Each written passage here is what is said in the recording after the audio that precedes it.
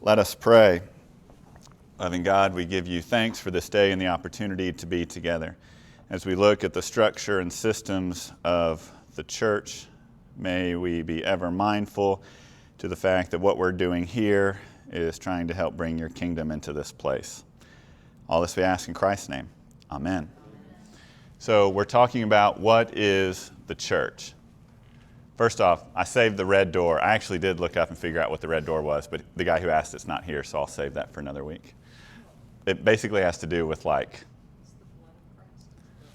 we theologize everything. It's actually the same reason barns used to be painted red. Before modern polymers and stuff, red was the most durable color. And so you didn't have to repaint it as much. But yes, it's the blood of Christ. Because we have to theologize everything. It doesn't have to do with practicalities. All right, so we're talking about the church. No. But yeah, Passover, right, like painting the red on the door. It's all of that too. And with a lot of the church, we'll talk about structures and stuff. Some of it is just utterly practical. We try to spiritualize things, and there's a part of that. But right. So what we're talking about today is called ecclesiology. That's a big word that means how we gather, how we structure the church. We in the Episcopal Church have a fairly distinctive ecclesiology, right? We have a lot of folks who come to us from Catholic traditions, and so they see, there's bishops and cathedrals and a guy wearing robe and all of this. They think, this we don't have a pope, right? There are marked differences. We're also Protestant, but this isn't every church out on their own either, right? And so we sit somewhere in the extreme. We're not Congregationalist, which is where the board of the church hires and fires the preacher based on what they preach every week. Y'all can't do that. I talked to the bishop this week. Y'all really can't do that. And it's also, in the Catholic Church, right, bishops get moved around kind of against their will. Thank God that doesn't happen either. The bishop could do that, and we'll talk about that. The bishop doesn't. So, any questions y'all wonder about the church? How we organize ourselves, how we structure ourselves, what words mean, everything from the diocese or the national church to what's a vestry. Anything you've wondered? Why are they Anglican in England and Episcopal here? You missed last week. Dang. Well, then I will just go to that. No, because it's really bad for business when you are at war with the English to call yourself Anglican. Fair enough. So we changed our name in the late 18th century. For obvious reasons. For obvious reasons. Gotcha. Because, right, we didn't want our churches burned down. Yeah. By, They were... So we are Anglican, right, our lineage, and we'll talk about, that's the big structure. So this is the Anglican Communion. Someone asked, it's 70 million people or something like that. You can see, everywhere, it's virtually everywhere. All these places, it's all Anglican Church, Anglican Church, Anglican Church. And then you get to us, and we are the Episcopal Church. Most everyone else calls themselves Anglican. We chose Episcopal. Yeah. So we broke away from the Church of England, so we're saying no. No. Well, it's tricky. Well, because the Church of England doesn't, they think, well, we're the first, so... Yeah, so, yeah. They don't consider themselves Anglican, right? Or do they? They do, yeah. So Reformation happened in the 1500s, and the whole Anglican community, the Church of England, was founded. Right. And then our church here was started by Anglicans who came with the early settlers, right? We were a mission plant. They were Anglican beforehand.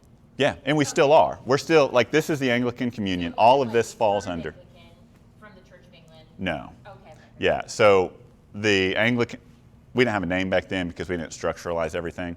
We were the Anglican Church here. Our bishops were all shipped to us from England, all of it, right? And so that lasted from 1611, Jamestown type stuff, all the way until the Battle of Yorktown, right?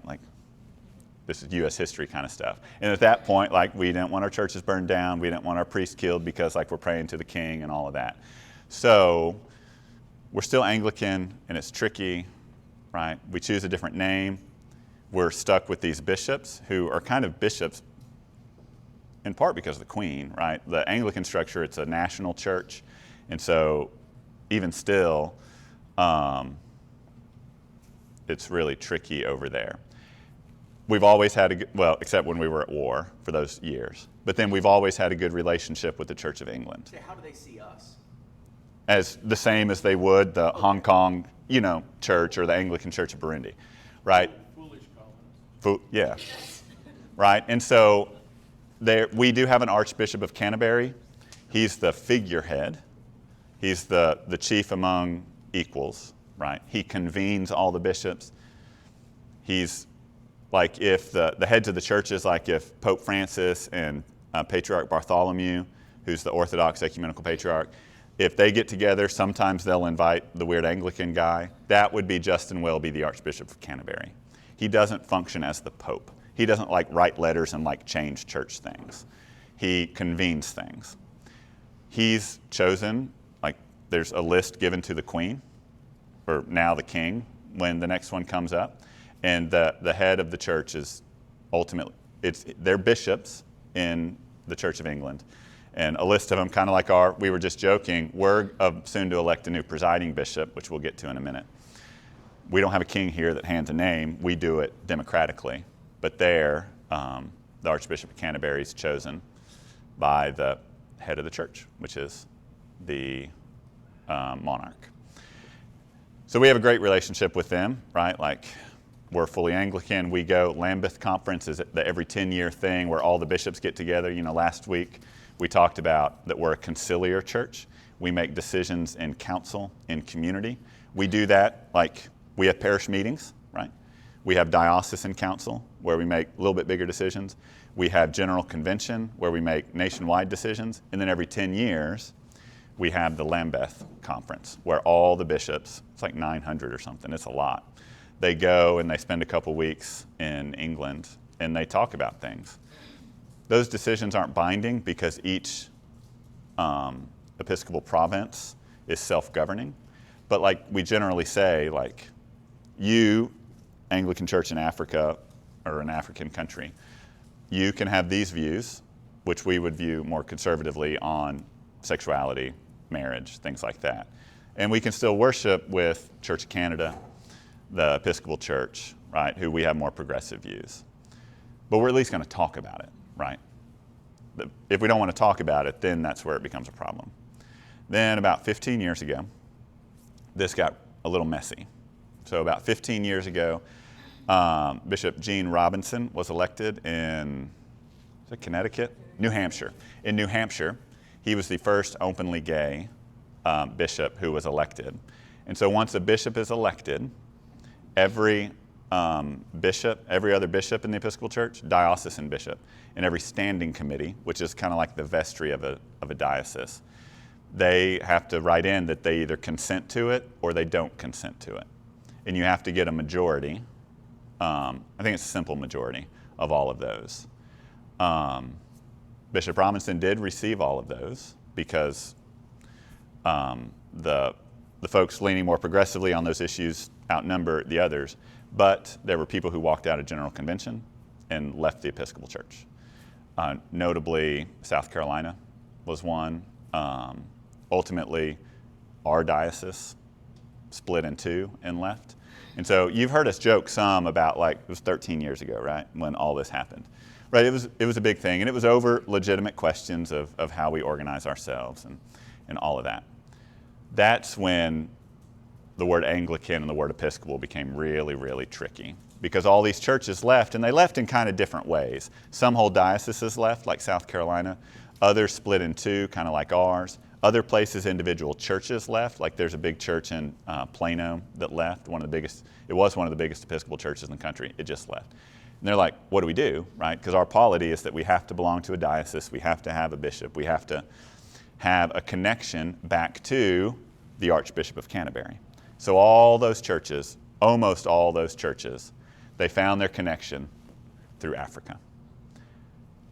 And so there are African bishops, primates, heads of African national churches, who oversee church planting efforts in the United States. Which if that's not payback for colonization, right? Essentially, like, I mean, this is all divided up, and that's because, like, we just sent a whole bunch of white people down there, and they said, fix it, right? And so the church there sees that, in their view, we're in error, right? We're making bad decisions, not guided by the Holy Spirit. So they're like, we're going to send people back up your way.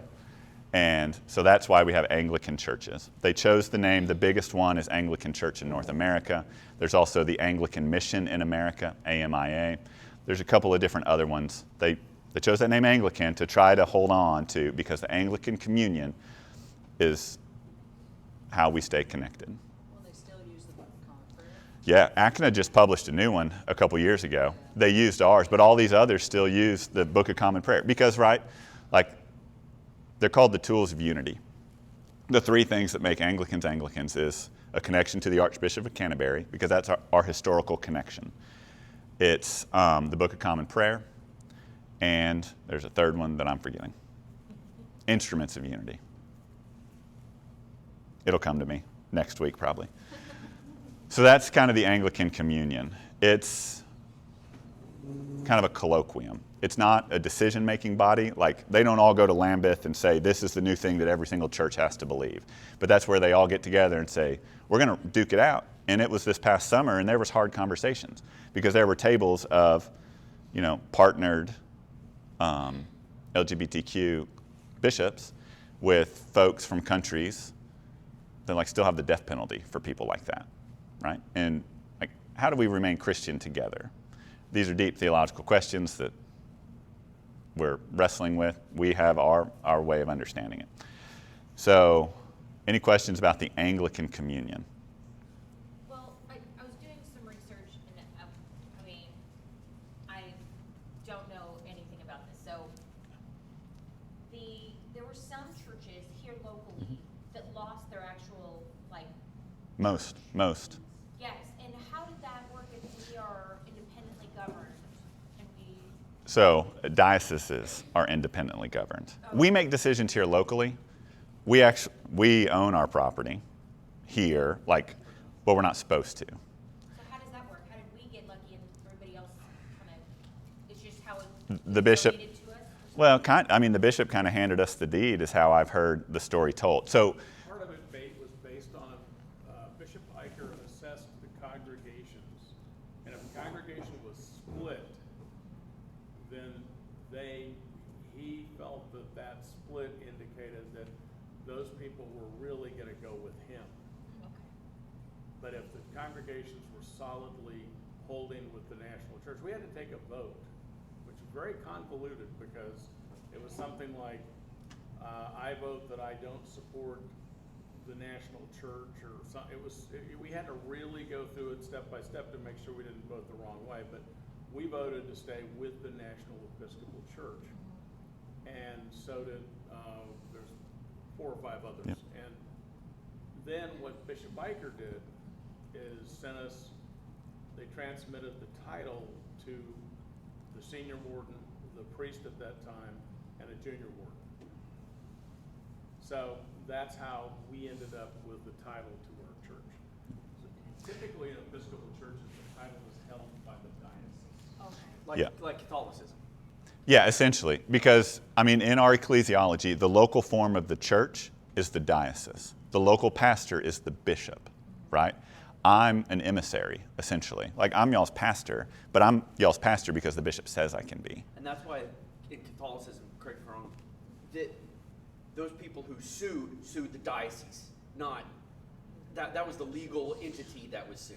Yeah. Is that right? All that. So, us, Trinity in Fort Worth, the church in Stephenville, maybe one other. We don't have competing congregations. There's not another St. Martin's out there. For virtually all the others, there are 2 St. Stephen's Hurst. You drive down Precinct Line and you see this nice, pretty building. That's not us, right? The St. Stephen's Episcopal is in a strip shopping center. You go to West Fort Worth and go walk down the bricks and you see beautiful All Saints Episcopal Church. That's not us. You have to go out to All Saints Episcopal School to find us. Because when they voted the other way, and so the They diocese... took the buildings. Sometimes, then it became a battle of lawsuits, right? How do you govern who's the Episcopal Church, who holds, right? And so there, it got really complicated. Last week we talked about how, like, when the state gets involved, that's when things get screwed up. How does the state govern church law, right? We have canonical law, and there are canonical law experts. How does a state district judge figure that out? They've ruled differently all over the country, right? And so, As far as who could keep building, yeah. essentially. Yeah, and here, it mostly went, almost completely went to the competing congregation, right? Because local control is important in the state of Texas, right? And so they didn't see the national church as having the governing authority. They saw the lower you can get to the ground. You go to somewhere like South Carolina, and the rulings initially went that way because South Carolina thinks similarly to us as far as distrust of the government. But they just awarded, not just, but a while ago, about half, a little more than half of the properties back to us, the Episcopal Church.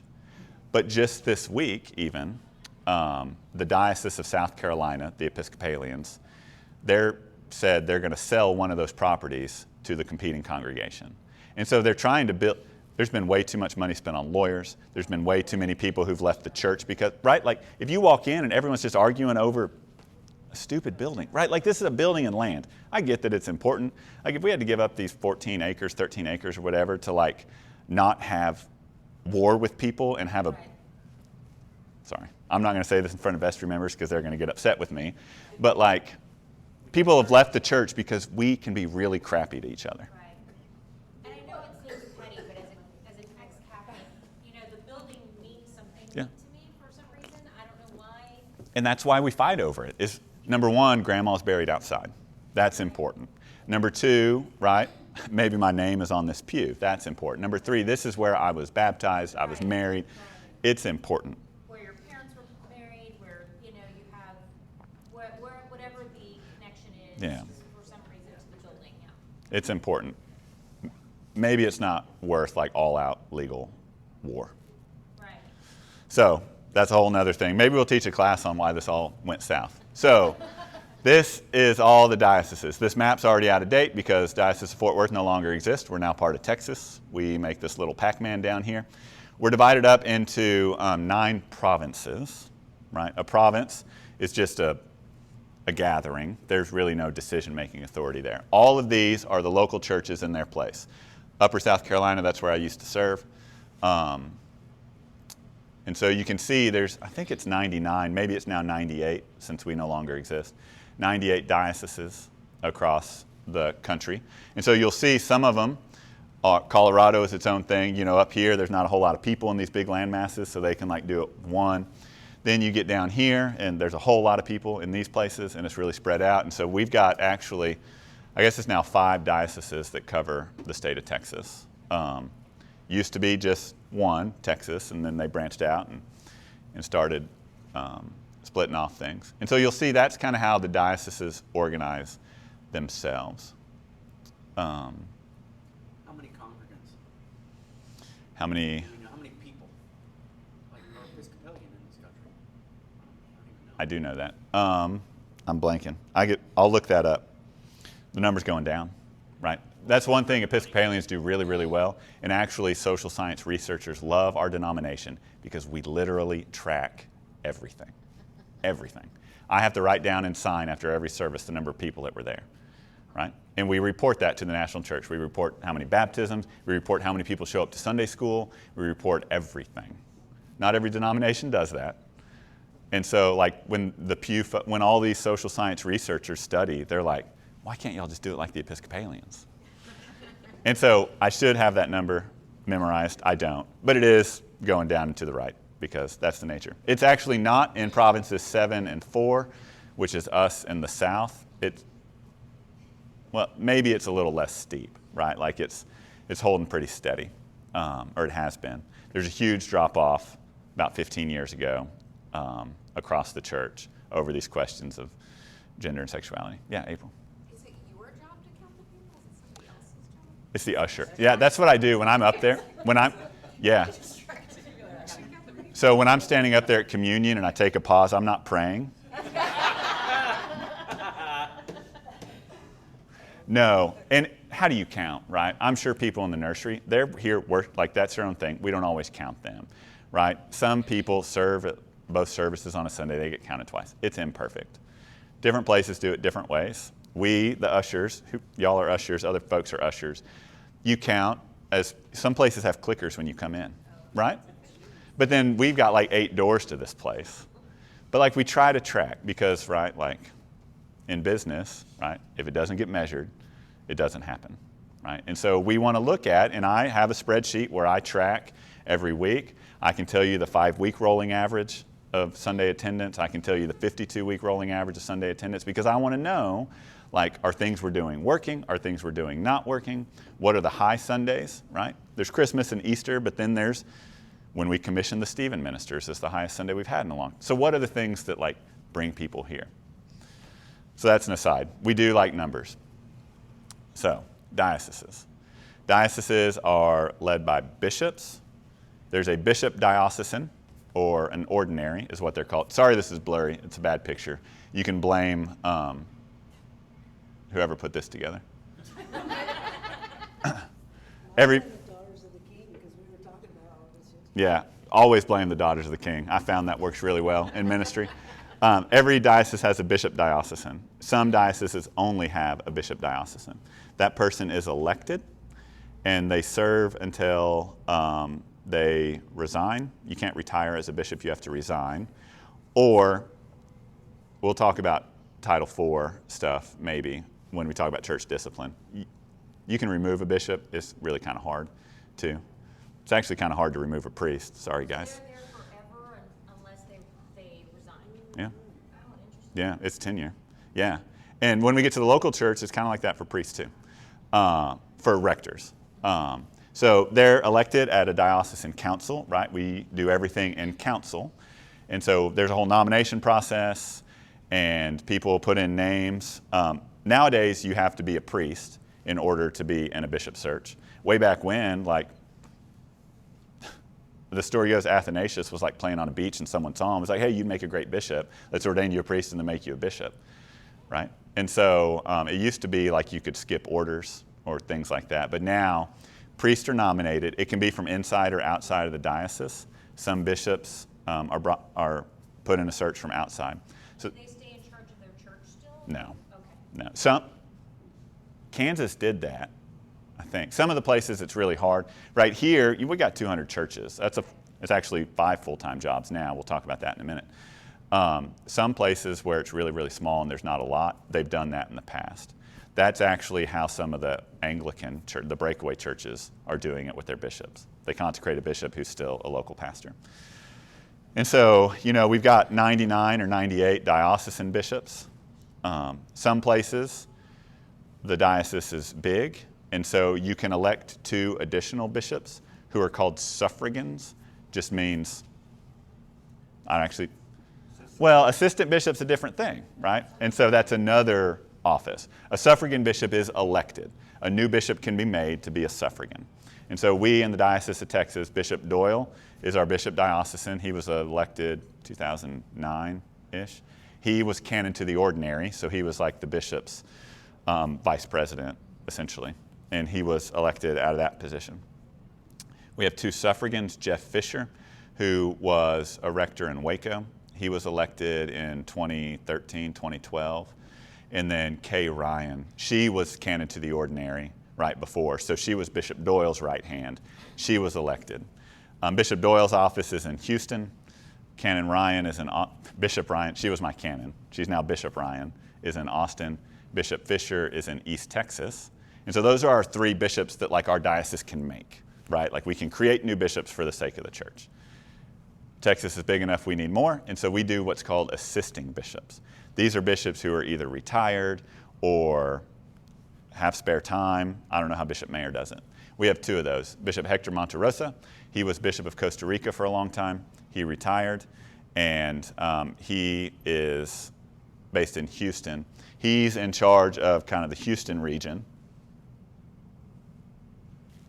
That's not going to be helpful yet. He's in charge of kind of the Houston regions and then Spanish-speaking ministries for the diocese. And then, surprise, we come in, and that's a whole new group of churches. It expands the geography. We had our own bishop, Bishop Mayer, who is the Bishop Diocesan of Northwest Texas, which is a whole nother diocese. He was our bishop. I'm sure he had a title for being, I forget what it was called, something like pro tem. So he's the assisting bishop up here. He's not going to do that forever because he already has a full-time job.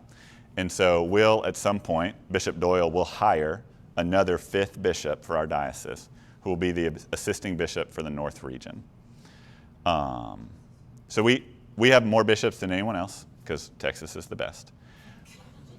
But like, we're maxed out on the number of bishops we can make, right? Like, we can't make any more. So for these assisting bishops, either the one in Central Houston or the one up here, those have to be bishops that we find out in the world that like resign or whatever. We can hire them to fill the role here. So no Bishop Allen anytime? No. No. No, I've worked for a bishop.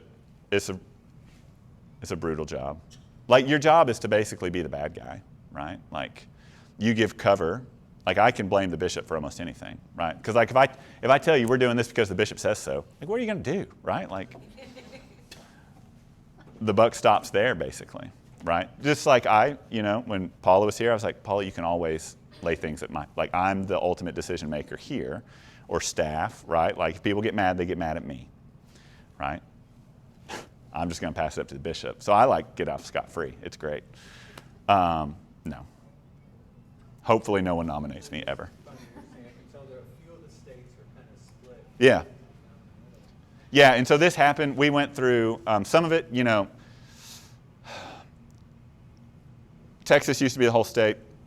Sometime in the 1800s, the North region became a missionary district and then became a diocese of Dallas. And then all these other places, as people expand, California similarly, as people expand, right? This job literally killed the first 2 bishops of Texas, exhaustion, traveling too far by horse. And so they broke it up a little bit. Right? Seriously. Other places, if you put South Carolina and Upper South Carolina together, they'll have fewer people and fewer churches than the Diocese of Texas, right? My pipe dream was to reunify those two when I was there, but they both had bishop elections in the time there, so those places decided that Allen was wrong, which a lot of places decide. We went through, in the early 19th century, another span of the church has grown, right? Like this kind of expansion fervor. We thought the best thing was to double up on all the back house functions because every diocese needs its own treasurer. Everyone else needs to handle their own payroll, right? I don't know why they decided all of that. And so all these things split. Other places, there's another, Chicago merged with, I can't remember. There was another diocesan merger a couple years ago, similar to ours. There's a couple others that are exploring it. Eastern and Western Michigan, I think, somewhere up there, they're discerning. Because, right, 100 years ago, there were a lot more people and a lot more churches, right? This graph is going down to the right. And so we're grappling with the reality that, maybe we don't need to pay for administrative help twice. Maybe we can consolidate things. I mean, at some level, it's like business decisions, right? When you close multiple offices and consolidate them. But isn't it, since it's a democracy, you're taking your vote away if you get rid of that one bishop?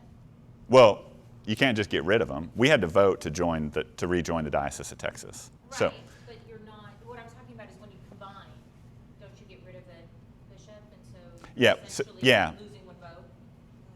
well, the bishop would, a lot of times it happens when a bishop's out of office, like when they retire, or sometimes a bishop, right? It's a very selfless thing for a bishop to say, my diocese probably shouldn't exist.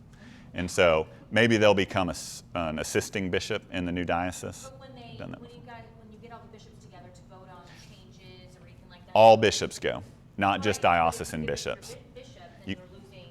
You're still a bishop. You're still a bishop. You're still a bishop, Mhm. even though you combine the diocese? Yeah, you're once a bishop, always a bishop. Even if you resign, right? My bishop in Upper South Carolina resigned. He's still a bishop. He could show up somewhere and surprise confirm people, right? He can do all the things. He can make new priests. You're a priest. He can do that. And so, that's why there's 900 of them Okay. that show up at Lambeth. Is once a bishop, always a bishop. So our national church, We're governed, I said last week, we stole this from the Founding Fathers. We have a bicameral legislature. We have the House of Deputies. So every diocese elects at our local conventions. We elect, I think it's 8, I forget how many, people to go every 3 years to General Convention. All the bishops, whether you are in office or not, are in the House of Bishops. And so things come up and we make decisions on tons of stuff. Some of it matters, some of it's ridiculous. But we vote on it. And so all the deputies who are clergy and lay, so priests and lay people and deacons, anyone can run. They vote in the House of Deputies. The House of Bishops votes. And then it happens like Congress, right? Like if they vote on the same thing and there's differences, then they get together in committee and hash out differences. And then we come out with whatever it is the Episcopal Church does. It functions very similarly to Congress. About bishops. Yeah. So when we split, you have a bishop in ACNA. Yep. You have a bishop in our diocese. And you said that a lot of the ACNA still are through the Anglican churches in, church. yeah, Africa. So you have 2 bishops in the same area. Are both of them recognized as No. bishops? No, not by, they've been, I don't know the term that they've used. Everyone, virtually everyone who left for the Anglican churches, they lost their pensions. They're no longer functioning priests. Like they can't do things in, Bishop Iker couldn't come in here and celebrate the Eucharist, even though some places see him as a bishop still through Africa and all of that, but he's not recognized as a priest in this diocese. Because, like, you give that up, right? And so that's, like, my best friend who's an Episcopal priest, his dad is an ACNA, an Anglican priest, right? And so there's a tricky thing. They can't serve together, right? Like, I love Rob Hartley to death. He's one of the kindest men in the world, but, like, we have very differing views on things. But, like, he would consider me almost a son, and I would consider him almost a dad. And it's like, we can wrestle through these things, but, like... He lost his retirement altogether. Oh. I mean, he was a second career priest, but like all these folks like lost, like, I mean, because they went into it, I mean, they're going, this is a decision of conscience, right? And so I respect that at some level. I mean, I disagree, but like, it's not just like they're just taking their ball and going home. They're actually leaving their ball on the field and going home. Yeah. So it got really tricky. So no, they're not recognized as priests. Yeah. How do we dole out priests to, like in the Baptist church, it's a good old fashioned, we bring them in and we'll vote as a congregation, Methodist, they can send you wherever they want to. Yeah, so we talked about General Convention. Discernment is diocesan-wide. And so the making of a priest, this is a long story. Someone either says, you know, I've been thinking about ordained ministry, and they'll come to me as the priest. Or in my case, my priest came to me and said, have you ever thought about this? And then it starts a whole process, right? Like I had to do an application. It starts locally, right? The diocese knows about it all along. Like if someone comes to me and says, hey, I'm thinking about becoming a priest or a deacon, or I'm thinking that I might be called to that, would be the better choice because no one gets to decide to be one. That starts a whole ball rolling. I email the executive for ministry, which is one of the bishop's offices. In our diocese, it's Bishop Ryan who oversees that. Like an obligation to report situation. Yeah, because nothing can happen. And so, like, there's an application. You can't find that application. Like, lay people can't have access to that application. It has to come through me, right? Because the church doesn't want just people feeling, oh, I feel called. I'm not going to tell my priest about it. I'm just going to go to the bishop. And so it comes to me. I send an email to diocesan offices. I get this application. And then this is after some conversation, like either I recognize something in someone and say, JB, maybe you should consider discernment, or you come to me and say, hey, I'm thinking about this. There's informal conversation, and then when it gets real, there's something called discernment committees, right? And those can either happen in the church, right? Like we can get people together and have very structured where we talk about why do you feel called, right? Do you know what you're do you know what you're giving up, right? Like, do you know all these things? And then or those can be regionally, right? Like if it's a church that maybe doesn't have people who could serve on one of those, the diocese has resources to help a more broad thing. And once you get through that, first off, the search or the discernment committee has to recommend. So, right, like I raised my hand and said, yes, I want to go through discernment. That's literally the last thing I got to decide. I mean, I guess I could have pulled out at any point. But then a discernment committee that I met with a whole bunch, they had to sign off and say, yeah, we think Alan's called for this. Then it goes to the vestry. The vestry gets to hear all of this stuff. They get to vote and say, yeah, I think Alan is called. The rector, who knows all this stuff, he has to support it, or she has to support it. Once all that happens, the only place it goes is to the diocese for more discernment. And so then in our diocese, it goes once a year. There's 3 days where you go, and it's kind of like Episcopal Survivor. Like 15 people walk into Camp Allen and 5 walk out, right? And so, right, like they're not, like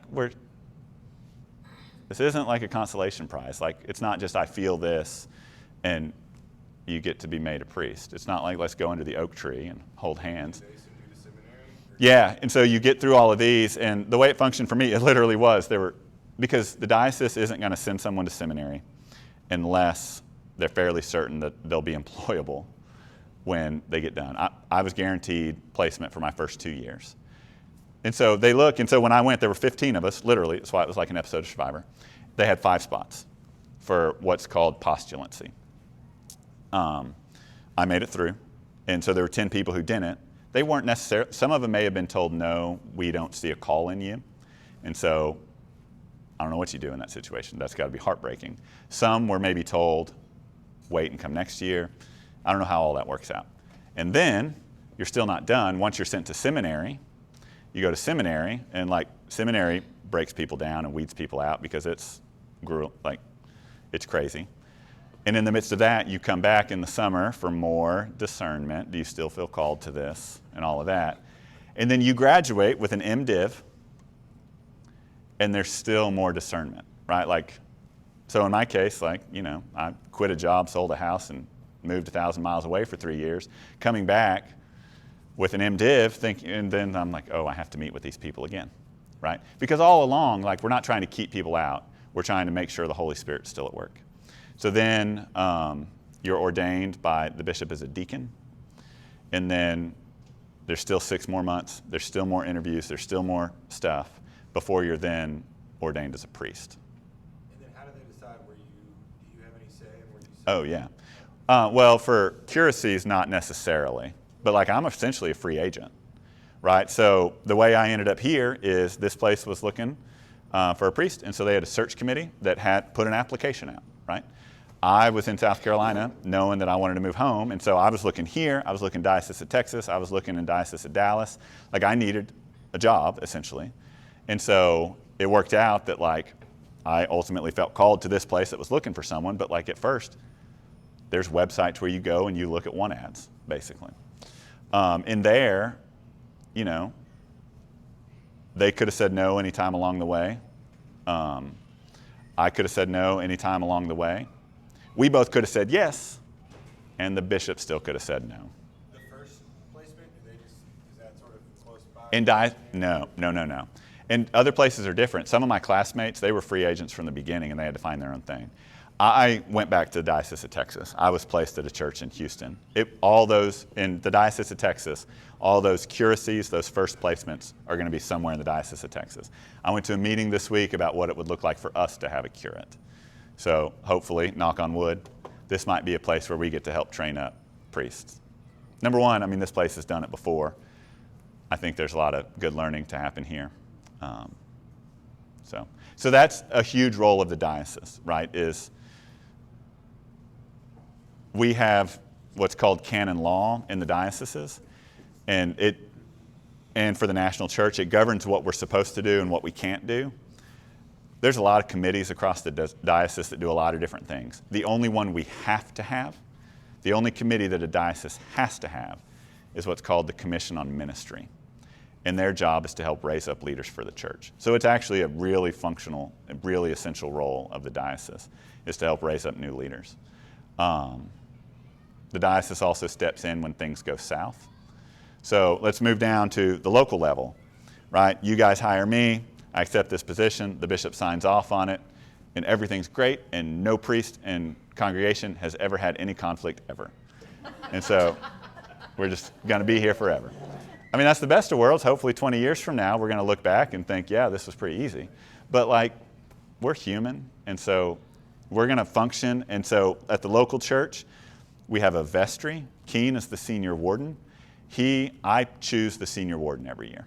He leads the vestry. He's kind of like the president of the congregation, essentially. The vestry, yeah. And so, like, when I'm not here, he's got, like, ultimate responsibility, right? He doesn't celebrate Eucharist, but, like, when I'm on vacation, he's the guy that gets in trouble.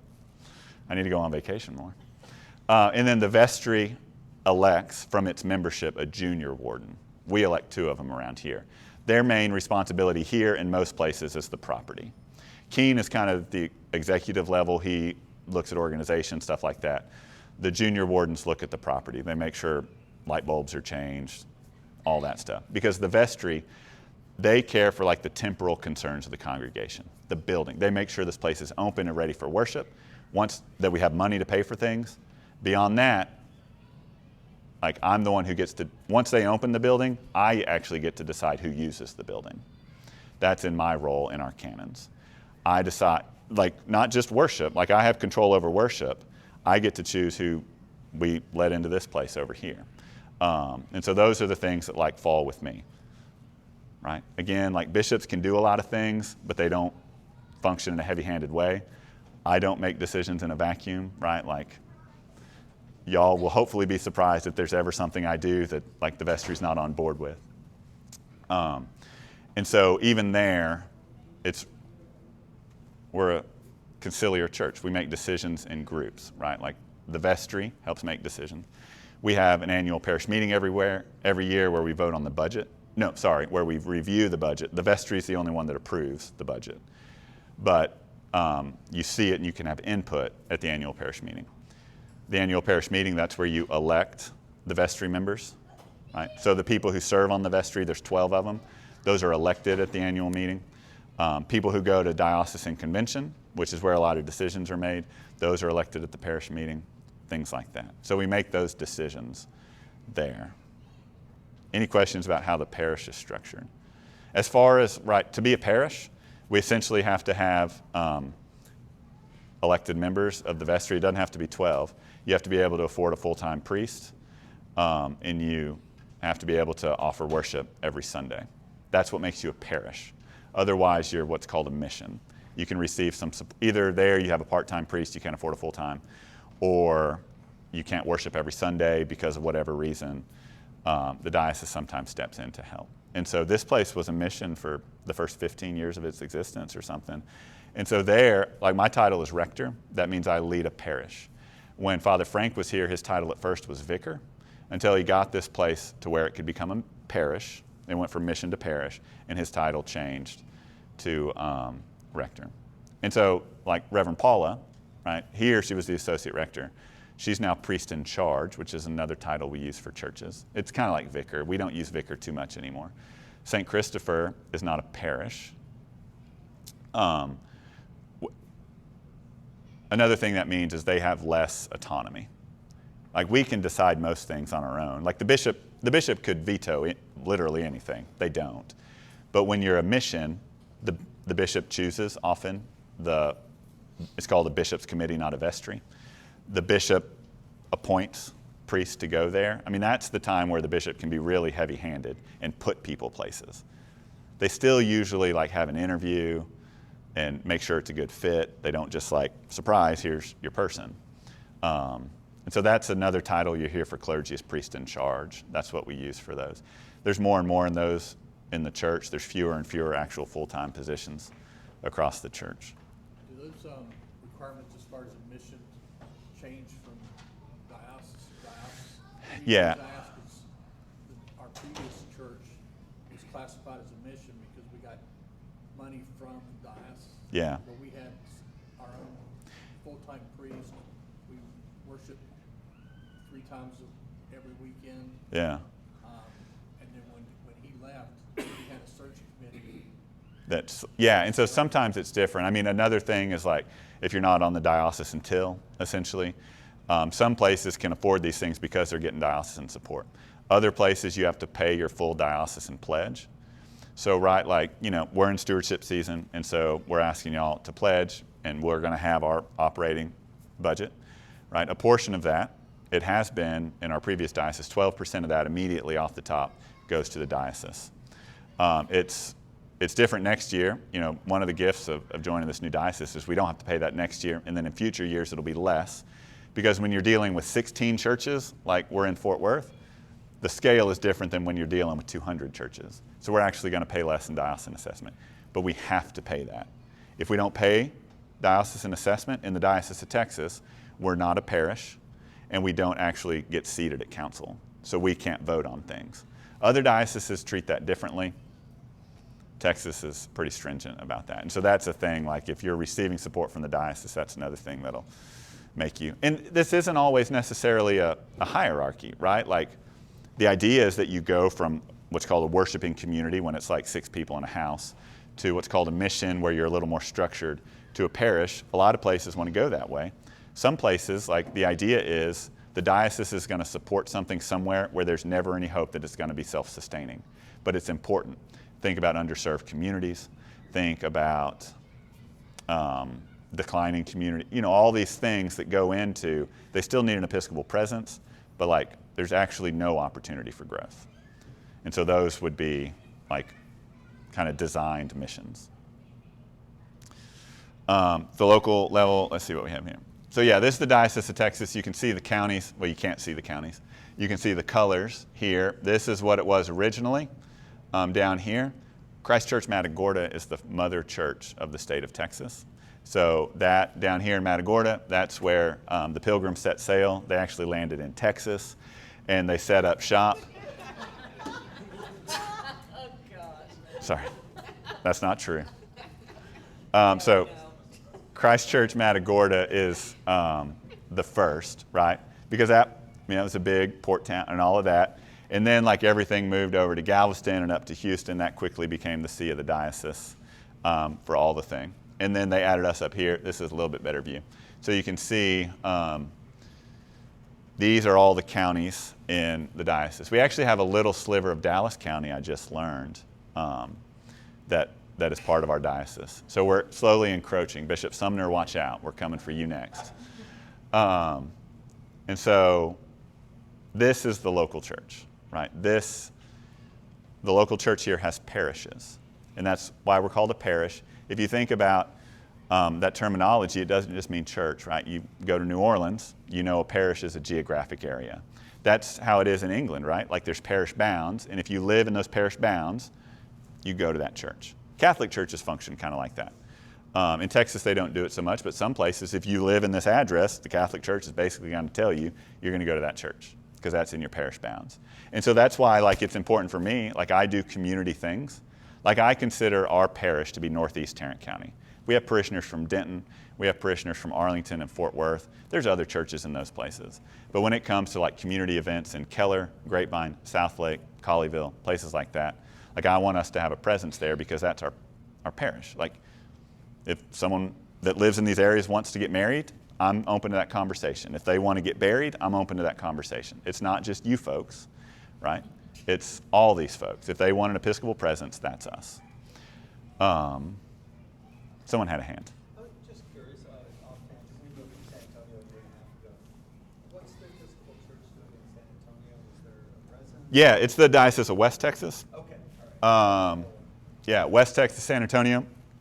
There's some great churches there in San Antonio proper. Like that's their main area of population there. I have some good friends. There was actually a handful of folks who left the Diocese of Texas in subsequent years to go serve in churches in San Antonio because there is a lot of growth and energy around there. They have a relatively new bishop.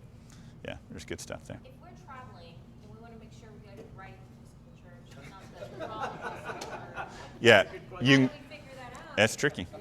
You go to episcopalchurch.org. That's the website for the national church. You can learn a lot of stuff about the church. They're going to have a find a church function, and if it shows up on there, like we populate that. Like Google, like anyone could say, I have an Episcopal church in my garage, but there, like I go in and I input information, worship times, things like that. Okay. Hopefully, it's up to date. So episcopalchurch.org. And there will be I think it's the top right or something, be a find a church function. Yeah.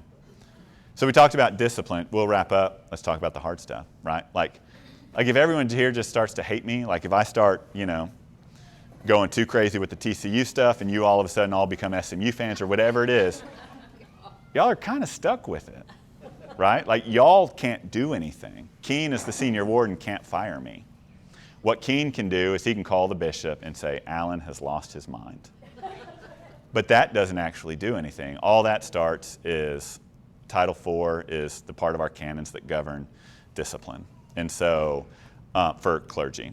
And so that would start, a thing, a bishop comes in or the bishop's designee investigates things. They work, like the goal is reconciliation. The goal at first is never to split it apart. Even if we hate each other, the bishop's going to say, how can we figure this out? So the goal is always going to be reconciliation.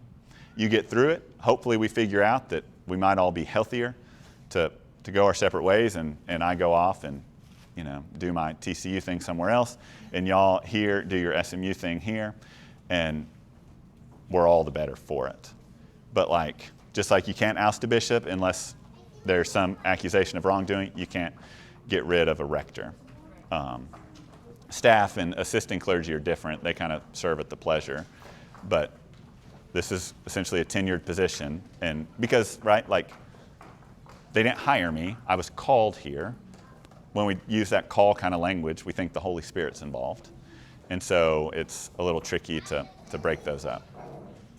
Any questions about how we're structured or any of that? Where's the national office? 815 some street in New York City. It's right across the street from the United Nations. Oh, okay. Yeah. We have a great building. We lease out part of it to the Ad Council and some other things because we have more space than we need. It's like some of the most expensive real estate that the Episcopal Church owns. It's kind of crazy that it's in New York. Yeah.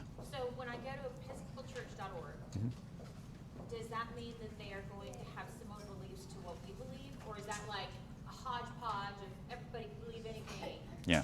There are dioceses. Besides the main thing, obviously. Yeah, so you go there, differences, local customs, right? Like, number one, there's going to be completely different worship in places. You're going to go to some Episcopal churches where the priest is just going to look like this and put on a stole, not wear all the stuff.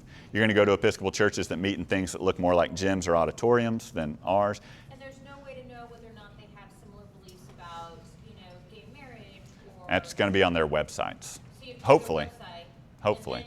and then so it is kind of like a track and see, but... Yeah. Okay. Yeah, it's really complicated. And we talked about that a couple weeks ago in the beliefs, is we believe in a big tent, and so we are going to sit down next to folks, and we're going to be part of the same national church with folks that you may not have too many ordained women in your diocese, or none. You may not allow clergy to do same-sex blessings in your diocese. And we're still going to figure this out. And so, yeah, I mean, if you're traveling and you want to know, you can talk to me, and I can say, here's some places to maybe think about. Yeah, but it's really tricky. Yeah, Sarah. So another way is going to, just typing in welcome in affirmative churches, and they actually have a website, and it'll say all LGBTQ friendly, and that's how I found it. So Yeah. It'll tell you everything that's not Episcopal as well. But I mean, so what you type in where you're at, like the zip code, and then when you see it's Episcopal, you'll know that it's the one you're looking for. Cool. Anything else? All right. Yeah, I have a lot. Yeah, we can talk separately. And so, yeah, all of this, we're kind of wrapping up this thing. All of this has been working towards, if folks are interested in confirmation. I know I've talked to some of you. If you're interested in confirmation, we'll have some more conversation. We'll do some more things. But this, as far as talking about big church things, this is kind of the end of this. Next week is the first Sunday, so we're going to have some fellowship, and it's All Saints, and there's a lot going on. And then the week after that, the 13th, we're going to talk about who is St. Martin, both the saint, and we'll talk a little bit about who we are as St. Martins. That'll be kind of the topic for in here. And then we'll figure out what we're going to talk about next. Maybe the Gospels. So thank you all very much.